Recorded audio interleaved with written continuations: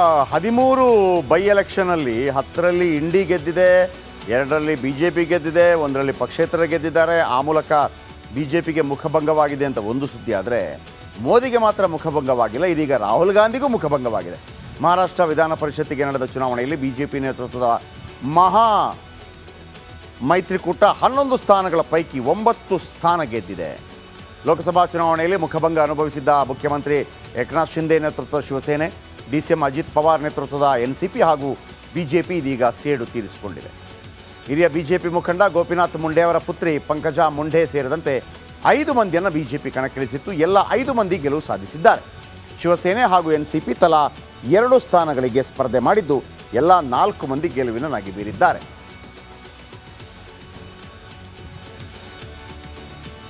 ಯಾವ ರೀತಿ ಆಯಿತು? ನಿನ್ನೆ ಮಹಾರಾಷ್ಟ್ರದಲ್ಲಿ ವಿಧಾನ ಪರಿಷತ್ ಚುನಾವಣೆ ನಡೀತು. ನಮ್ಮೆಲ್ಲ ಇದೆಲ್ಲ ತೇಜಿ ಮಹಾರಾಷ್ಟ್ರದ ಎಲ್ಲ 274 ಶಾಸಕರಿಂದ ಮತದಾನ. ಅಂದರೆ ಇದು ವಿಧಾನಸಭೆಯಿಂದ ಆಯ್ಕೆಯಾಗುವಂಥವ್ರು. ರಾಹುಲ್ ಗಾಂಧಿ ಮತ್ತು ಟೀಮ್ಗೆ ಭಾರಿ ಮರ್ಮಾಘಾತ ಆಗಿದೆ.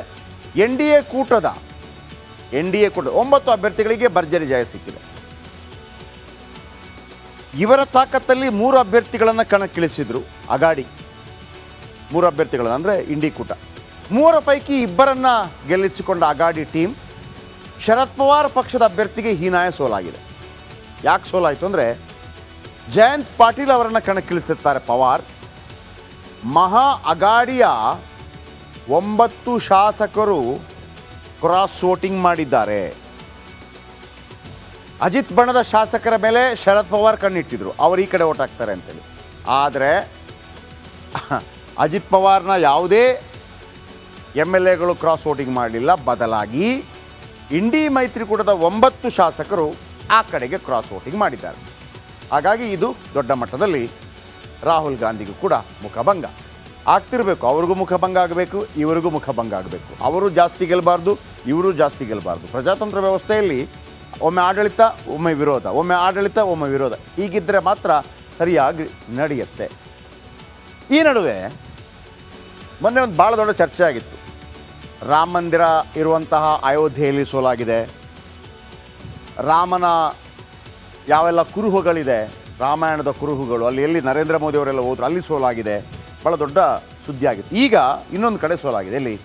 ಪ್ರಧಾನಿ ಮೋದಿ ಲೋಕಸಭಾ ಚುನಾವಣೆಗೆ ಮುನ್ನ ಶ್ರೀರಾಮ ಜನ್ಮಭೂಮಿ ಅಯೋಧ್ಯೆಯಲ್ಲಿ ಶ್ರೀರಾಮ ಮಂದಿರ ನಿರ್ಮಿಸಿ ಉದ್ಘಾಟನೆ ಮಾಡಿ ಹಿಂದೂ ಮತ ಭದ್ರಪಡಿಸಿಕೊಂಡಿದ್ದರು. ಆದರೆ ಶ್ರೀರಾಮನ ಜನ್ಮಭೂಮಿ ಅಯೋಧ್ಯೆ ಸೇರಿದಂತೆ ದೇಶದಲ್ಲಿ ಶ್ರೀರಾಮನಿಗೆ ನಂಟಿರುವ 10 ಲೋಕಸಭಾ ಕ್ಷೇತ್ರಗಳಲ್ಲಿ ಬಿಜೆಪಿ ಸೋತಿತ್ತು. ಇದೀಗ ಚಾರ್ಧಾಮ್ ಯಾತ್ರೆಗಳಲ್ಲಿ ಒಂದಾಗಿರುವ ಬದ್ರಿನಾಥದ ಉಪಚುನಾವಣೆಯಲ್ಲಿ ಕೂಡ ಬಿಜೆಪಿ ಸೋತಿದೆ. ನೋಡಿ,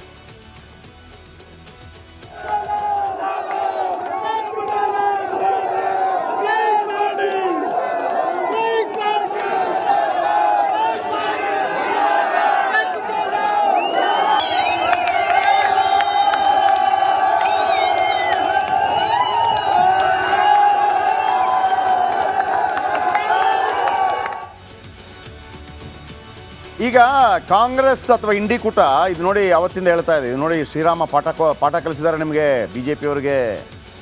ಇದೆಲ್ಲ ರಾಮ ಹೇಳಿರೋದು, ರಾಮನೇ ಪಾಠ ಕಲಿಸಿರೋದು ಅಂತ ಹೇಳ್ತಾ ಇದ್ದಾರೆ. ಎಲ್ಲೆಲ್ಲಿ ಸೋಲಾಗಿದೆ ನೋಡಿ. ಅಯೋಧ್ಯೆ ಶ್ರೀರಾಮ ಜನ್ಮಭೂಮಿ, ಭವ್ಯ ಶ್ರೀರಾಮ ಮಂದಿರ ನಿರ್ಮಾಣ ಆಗಿದೆ ಅಲ್ಲಿ. ಆದರೂ ಅಯೋಧ್ಯೆ ಫೈಜಾಬಾದ್ನಲ್ಲಿ ಲೋಕಸಭೆಯಲ್ಲಿ ಸೋಲಾಗಿದೆ. ಇನ್ನು ಚಿತ್ರಕೂಟ, ಶ್ರೀರಾಮನ ವನವಾಸ ಕಾಲದಲ್ಲಿ 11 ವರ್ಷ ಚಿತ್ರಕೂಟದಲ್ಲಿ ನೆಲೆಸಿದ್ರು ರಾಮ, ಅಲ್ಲೂ ಕೂಡ ಸೋಲಾಗಿದೆ ಲೋಕಸಭಾ ಚುನಾವಣೆಯಲ್ಲಿ. ಇನ್ನು ಬಂಡಾ ಲೋಕಸಭಾ ಕ್ಷೇತ್ರದಲ್ಲಿ ಬಿಜೆಪಿಗೆ ಸೋಲಾಗಿದೆ. ಸೀತಾಪುರ, ಸೀತಾಮಾತೆ ತೀರ್ಥಯಾತ್ರೆ ನಡೆಸಿದ ಪವಿತ್ರ ಸ್ಥಳ ಅಂತ ನಂಬಿಕೆ, ಸೀತಾಪುರ ಲೋಕಸಭೆಯಲ್ಲೂ ಕೂಡ ಬಿಜೆಪಿಗೆ ಸೋಲಾಗಿದೆ. ಆಮೇಲೆ ಬಸ್ತಿ, ಶ್ರೀರಾಮನ ಗುರು ವಶಿಷ್ಠ ಮಹರ್ಷಿಗಳ ಕರ್ಮಭೂಮಿ, ಬಸ್ತಿಯಲ್ಲೂ ಕೂಡ ಹೀನಾಯ ಸೋಲು ಕಂಡ ಕೇಸರಿ ಸೇನೆ. ಸುಲ್ತಾನ್ಪುರ, ಶ್ರೀರಾಮನ ಪುತ್ರ ಕುಶ ಜನಿಸಿದ ಸ್ಥಳ, ಸುಲ್ತಾನ್ಪುರದಲ್ಲೂ ಕೂಡ ಸೋಲು ಕಂಡಿದೆ ಬಿಜೆಪಿ. ಮೊನ್ನೆ ನಡೆದ ಲೋಕಸಭಾ ಚುನಾವಣೆ. ಪ್ರಯಾಗ್ರಾಜ್, ವನವಾಸಕ್ಕೆ ಅಲಹಾಬಾದ್ ಅಂತಿತ್ತು, ವನವಾಸಕ್ಕೆ ಹೋಗೋ ಮುನ್ನ ಕೆಲ ಕಾಲ ಇಲ್ಲಿ ತಂಗಿದ್ರು. ಸೀತೆ ಲಕ್ಷ್ಮಣನ ಜೊತೆಗೆ ಅಲ್ಪ ಕಾಲ ತಂಗಿದ್ದ ಸ್ಥಳ ರಾಮ. ಪ್ರಯಾಗ್ರಾಜ್ ಲೋಕಸಭೆಯಲ್ಲೂ ಕೂಡ ಬಿಜೆಪಿಗೆ ಸೋಲಾಗಿದೆ. ರಾಮ್ಟೆಕ್, ವನವಾಸದ ವೇಳೆ ಶ್ರೀರಾಮ ವಿಶ್ರಾಂತಿ ಪಡೆದ ಸ್ಥಳ ಇದು. ರಾಮ್ಟೆಕ್ SC ಕ್ಷೇತ್ರ, ಇಲ್ಲೂ ಕೂಡ ಬಿಜೆಪಿಗೆ ಸೋಲಾಗಿದೆ. ನಾಸಿಕ್ ಅಂದರೆ ಒಂದು ನಂಬಿಕೆ, ಲಕ್ಷ್ಮಣ ಶೂರ್ಪಣಕಿಯ ಮೂಗು ಕತ್ತರಿಸಿದ ಜಾಗ ಅಂತೇಳಿ. ಹಾಗಾಗಿ ನಾಸಿಕ್ ಅಲ್ಲೂ ಸೋಲಾಗಿದೆ. ನಾಸಿಕ್ ಲೋಕಸಭೆಯಲ್ಲೂ ಬಿ ಜೆ ಪಿಗೆ ಸೋಲಾಗಿದೆ. ಆಮೇಲೆ ಕೊಪ್ಪಳ, ಶ್ರೀರಾಮನ ಬಂಟ ಹನುಮಂತ ಜನಿಸಿದ ಕರ್ನಾಟಕದ ಅಂಜನಾದ್ರಿ, ಅಲ್ಲೂ ಕೂಡ ಅಂಜನಾದ್ರಿ ಬೆಟ್ಟ ಹೊಂದಿರುವ ಕ್ಷೇತ್ರ ಕೊಪ್ಪಳದಲ್ಲಿ ಸೋಲಾಗಿದೆ. ರಾಮೇಶ್ವರಂ, ಶ್ರೀರಾಮ ಸೀತೆಯನ್ನು ಹುಡುಕಿ ಲಂಕಾದತ್ತ ಹೊರಟ ಅಲ್ಲೇ ಪೂಜೆ ಮಾಡಿರ್ತಾರೆ, ಅಲ್ಲೂ ಕೂಡ ಸೋಲಾಗಿದೆ. ಅದಕ್ಕೂ ಮುನ್ನ ರಾಮೇಶ್ವರಮಲ್ಲಿ ಶಿವಲಿಂಗ ಸ್ಥಾಪನೆ ಮಾಡಿರ್ತಾನೆ, ರಾಮೇಶ್ವರಂನಲ್ಲೂ ಕೂಡ ಬಿ ಜೆ ಪಿಗೆ ಸೋಲಾಗಿದೆ. ಆ್ಯಂಡ್ ಇದೀಗ ಬದ್ರಿನಾಥ್, 4 ಪವಿತ್ರ ಯಾತ್ರಾಧಾಮ, 4 ಧಾಮಗಳಲ್ಲಿ ಒಂದು, ಭಗವಾನ್ ವಿಷ್ಣುವಿಗೆ ಸಂಬಂಧಪಟ್ಟ ಮುಖ್ಯ ಸ್ಥಳ ಇದು. ಉತ್ತರಾಖಂಡ್ನ ಬದ್ರಿನಾಥ ಬೈ ಎಲೆಕ್ಷನಲ್ಲಿ ಬಿ ಜೆ ಪಿಗೆ ಸೋಲಾಗಿದೆ. ಇದೆಲ್ಲ ಏನು ಬಿ ಜೆ ಪಿಗೆ ಸೋಲಾಯಿತು ಅಂತ ಇಂಡಿ ಮೈತ್ರಿಕೂಟ ಹೇಳಿದಾಗ ಸುಧಾಂಶು ತ್ರಿವೇದಿ ಒಂದು ಮಾತನ್ನು ಹೇಳಿದರು. ಹೌದೌದು, ಇದು ಸೋಲಾಗಿದ್ದು ಯಾಕೆ ಗೊತ್ತಾ? ಬಿ ಜೆ ಪಿಗೆ ಸೋಲಾಗಿದ್ದಲ್ಲ, ಇದು ಕಾಂಗ್ರೆಸ್ಗೆ ರಾಮ ಪಾಠ ಕಲಿಸಿದ್ದು ಅವರು ಹೇಳಿದರು. ಹೆಂಗೆ? ನೀವು ರಾಮನ ಅಸ್ತಿತ್ವ ಇಲ್ಲ ಅಂತ ಹೇಳ್ತಾ ಇದ್ರಿ, ರಾಮಾಯಣ ನಡೆದಿಲ್ಲ ಅಂತ ಹೇಳಿದ್ರಿ. ಈಗ ನೋಡಿ, ರಾಮ ಇದ್ದ ಕಡೆ ನಿಮ್ಗೆ ಸೋಲಾಗಿದೆ, ರಾಮ ಇದ್ದ ಕಡೆ ನಿಮ್ಗೆ ಸೋಲಾಗಿದೆ, ರಾಮ ಇದ್ದ ಕಡೆ ನಿಮ್ಗೆ ಸೋಲಾಗಿದೆ ಅಂಥೇಳಿ ನೀವು ರಾಮ ಇದ್ದ ಅಂಥೇಳಿ ಒಪ್ಕೊಂಡ್ರಿ ಅಂತೇಳಿ ಅದಕ್ಕೊಂದು ಟಾಂಗ್ ಕೊಟ್ಟಿದ್ರು. ಇದು ಬಿ ಜೆ ಪಿಯ ಸೋಲು. ಈಗ ನಾನು ಸುದ್ದಿ ಹೇಳಿದ್ದು ಕೇವಲ ಬಿ ಜೆ ಪಿ ಸೋಲು ಮಾತ್ರ ಅಲ್ಲ, ನರೇಂದ್ರ ಮೋದಿಯವರು ಸತತ 3ನೇ ಪ್ರಧಾನಿಯಾದ ನಂತರ ಕೂಡ ಅವರು ಅಂದುಕೊಂಡಂತೆ ಏನೂ ನಡೀತಾ ಇಲ್ಲ. ಇದೀಗ 7 ರಾಜ್ಯಗಳ 13 ವಿಧಾನಸಭಾ ಸ್ಥಾನಗಳಿಗೆ ಉಪಚುನಾವಣೆ ನಡೆಯಿತು. ಅದರಲ್ಲಿ ಬಿ ಜೆ ಪಿಗೆ ಭಾರಿ ಹಿನ್ನಡೆಯಾಗಿದೆ. 10ರಲ್ಲಿ ಇಂಡಿ ಕೂಟದ ಅಭ್ಯರ್ಥಿಗಳು ಗೆದ್ದರೆ 2ರಲ್ಲಿ ಮಾತ್ರ ಬಿ ಜೆ ಪಿ ಜಯಗಳಿಸಿದೆ, 1ರಲ್ಲಿ ಪಕ್ಷೇತರರು ಜಯಗಳಿಸಿದ್ದಾರೆ. 13 ಕ್ಷೇತ್ರಗಳಿಗೆ ಉಪಚುನಾವಣೆ ಬೇರೆ ರಾಜ್ಯದ್ದು. 10ರಲ್ಲಿ ಇಂಡಿ ಮೈತ್ರಿಕೂಟ, 2 ಬಿ ಜೆ ಪಿ, 1 ಪಕ್ಷೇತರ. ಎಲ್ಲೆಲ್ಲಿ ಬಿ ಜೆ ಪಿಗೆ ಮುಖಭಂಗ ಆಗಿದೆ ಬನ್ನಿ ಹೇಳ್ತೀನಿ ನೋಡಿ. 13 ಕ್ಷೇತ್ರ. ಹಿಮಾಚಲ ಪ್ರದೇಶದ ಡೆಹ್ರಾದಲ್ಲಿ ಕಾಂಗ್ರೆಸ್ಗೆ ಗೆಲುವು, ಬಿ ಜೆ ಪಿಗೆ ಸೋಲು. CM ಸುಕು ಪತ್ನಿ ಕಮಲೇಶ್ ಠಾಕೂರ್ಗೆ ಇಲ್ಲಿ ಜಯವಾಗಿದೆ ಇಂಡಿ ಕೂಟಕ್ಕೆ. ಆಮೇಲೆ ಹಿಮಾಚಲ ಪ್ರದೇಶದ ಡೆಹ್ರಾದಲ್ಲಿ ಕಾಂಗ್ರೆಸ್ಗೆ ಭರ್ಜರಿ ಜಯವಾಗಿದೆ.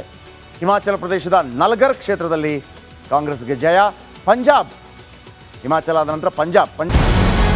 ನಮಸ್ಕಾರ, ಕರ್ನಾಟಕ ಪ್ರೈಮ್ ಟೈಮ್ಗೆ ಸ್ವಾಗತ. ನಾನು ಜಯಪ್ರಕಾಶ್ ಶೆಟ್ಟಿ. ಇಡೀ ಕರ್ನಾಡು ಇವತ್ತು ರೆಬೆಲ್ ಆಗಿ ನಿಂತಿದೆ.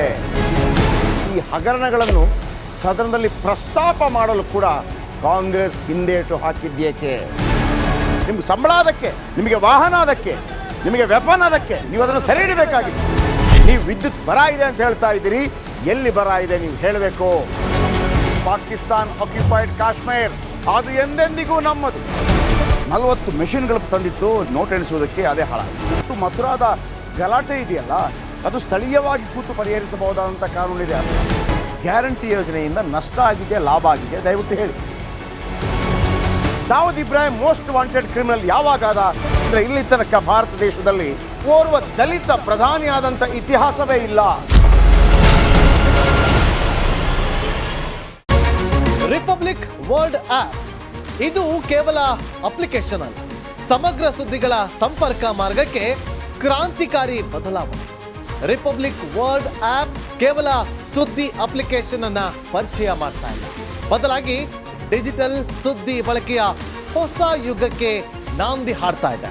ಇದೊಂದು ಬ್ರೇಕಿಂಗ್ ನ್ಯೂಸ್, ಪ್ರಭಾವಶಾಲಿ ಕಾರ್ಯಕ್ರಮಗಳಿಗೆ ಗಟ್ಟಿಯಾದ ವೇದಿಕೆ. ರಿಪಬ್ಲಿಕ್ ವರ್ಲ್ಡ್ ಅಪ್ಲಿಕೇಶನ್ ಈಗ ಲೈವ್ ಆಗಿದೆ. ಗೂಗಲ್ ಪ್ಲೇ ಸ್ಟೋರ್ ಮತ್ತು ಆಪಲ್ ಆಪ್ ಸ್ಟೋರ್ ಎರಡರಲ್ಲೂ ಲಭ್ಯವಿದೆ. ಈಗಲೇ ಡೌನ್ಲೋಡ್ ಮಾಡಿ.